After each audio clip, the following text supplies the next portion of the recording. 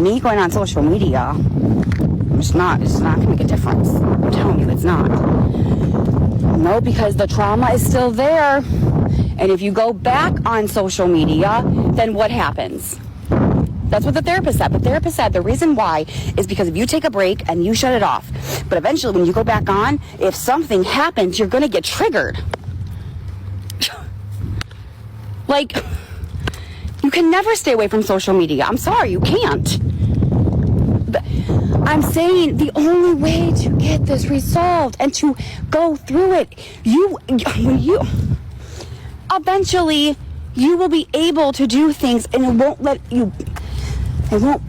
bother you, because you're learning how to overcome it. You are learning the tricks. You're tricking your brain. There's ways to overcome this, to be able to go on social media. Listen, it's working. Do I jump a lot? No, I don't. Am I out here? Yeah.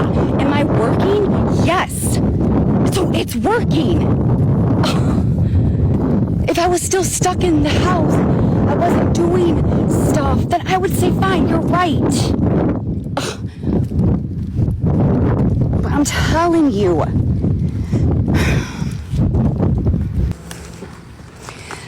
you don't know when I have it.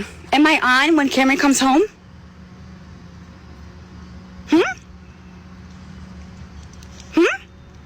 Exactly.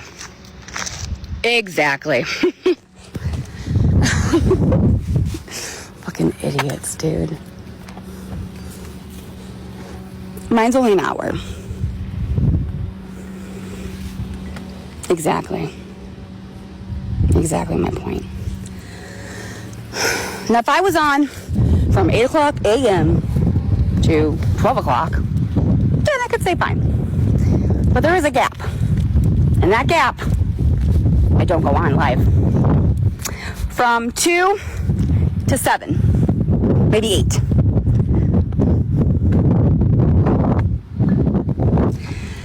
So try again.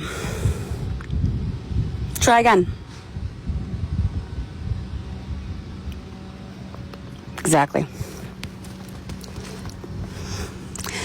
But you know more than I do, apparently. Let's go. I wouldn't say I'm cured. I'm doing better. But isn't that what you guys all wanted? That's what I thought. But listen, I'm proud of myself. You know why? Because I'm getting out of the house. I'm working. I'm overcoming this. I don't yell. I don't scream. There is improvement. Aaron can come into the door, and I don't jump, really. I don't get scared. It's working. It's helping. And that's really all that matters. And I'm proud of myself because it's not easy bringing up all of the trauma and reliving it. It's hard.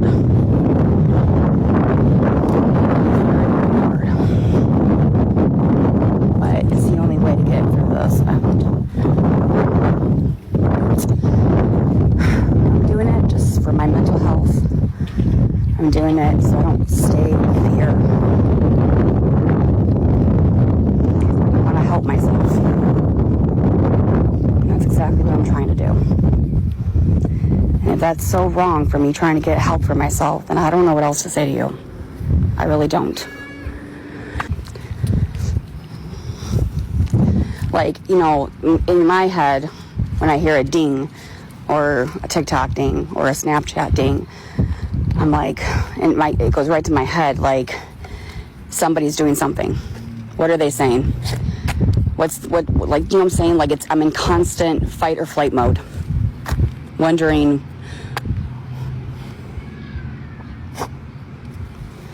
it's awful.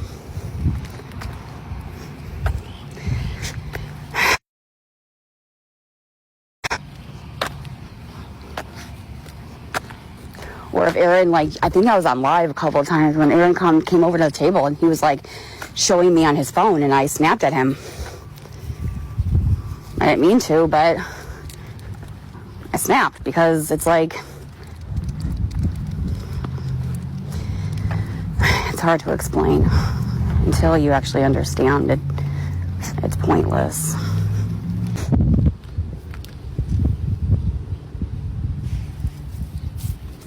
Loud noises scare you?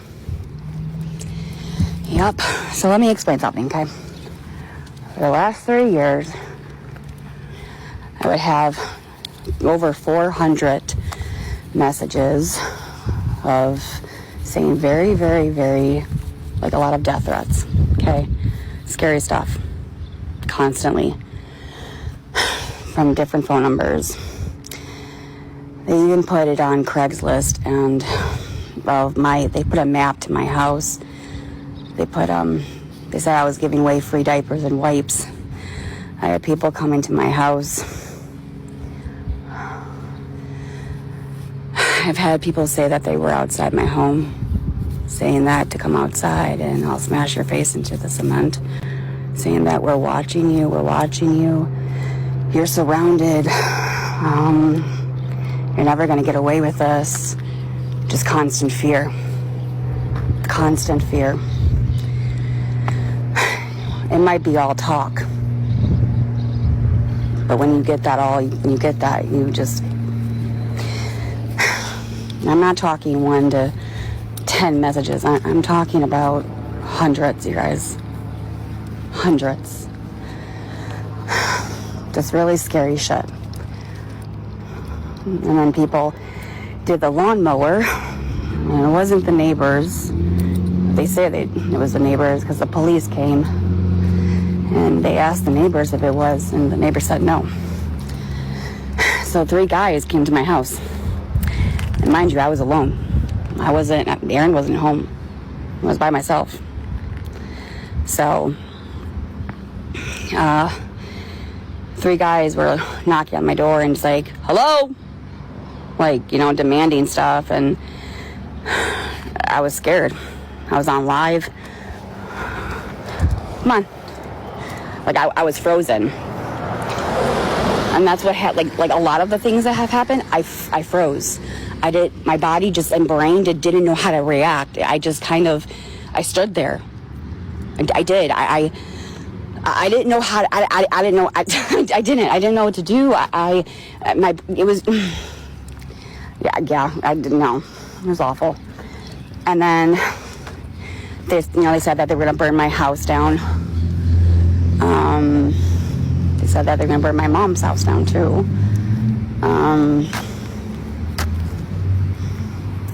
They doxed, they put a map to my house, and that's why 3 men showed up at my door. Some of the people that found me on Craigslist did text me and say, honey, is this you? I don't know if you know this, but there's a map leading to your house. So there were a couple of nice people who kind of gave me an update of making sure, but then the other people were like, you promised me diapers, and now I'm gonna get diapers, and my husband's gonna be in there in the next 5 minutes, and you better open the door.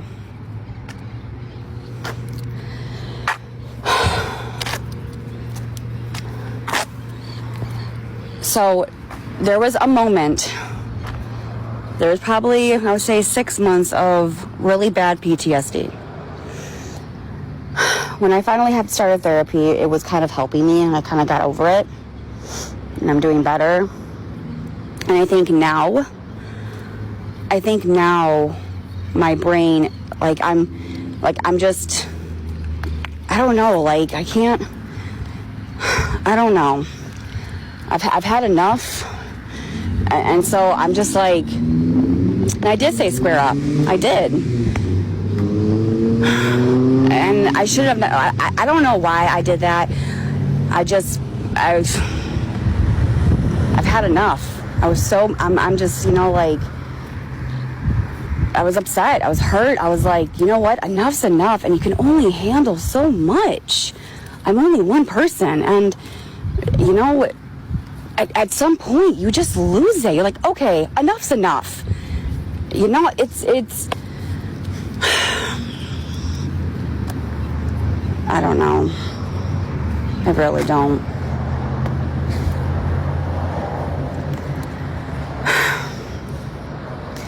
Sometimes I'm impulsive, and so I sometimes just take I just, you know what I'm saying?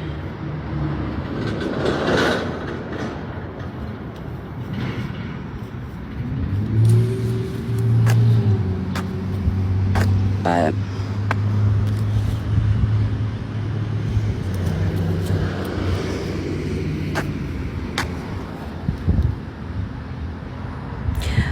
no, I don't really love what all of you have fucking done to me. I really don't. And I don't really wish it on anybody, not even my worst enemy. I mean, I'm just being honest.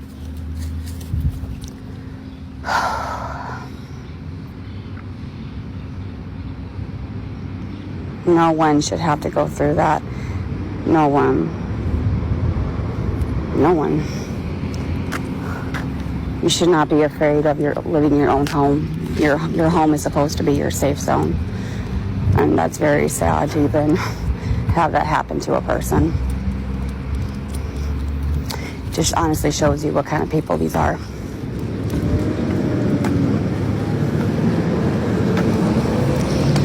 But like, even like my supporters, like I remember them telling, like, you can do it, Gabi, you can do it. It's okay, Gabi. Like, you'll get through it, you'll get through it. I remember when I took Cameron to Sky Zone, and Aaron and Karen was like, Gabi, let's go, you have to get out of the house.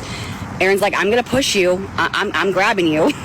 And I just said, no, I don't want to go, because I was afraid of if somebody would recognize me and would start saying stuff. I was terrified. I'm still terrified. Listen, I'm not getting a job and doing what I'm doing and going out. Inside, I am scared still, but I'm just trying to push through. I just keep telling myself, Gabi, who cares what they say? I do have people on that I do talk to, and they say they help me get through this. They do. They really do. If I didn't have the people that I have, I don't think I would do it. I remember that day very well. Yeah, Karen, you remember? Mm-hmm. Yep. No, and if you don't believe me, if you don't believe Karen, ask Aaron. But Karen and Aaron, they both helped me. And I did it, didn't I? I did it.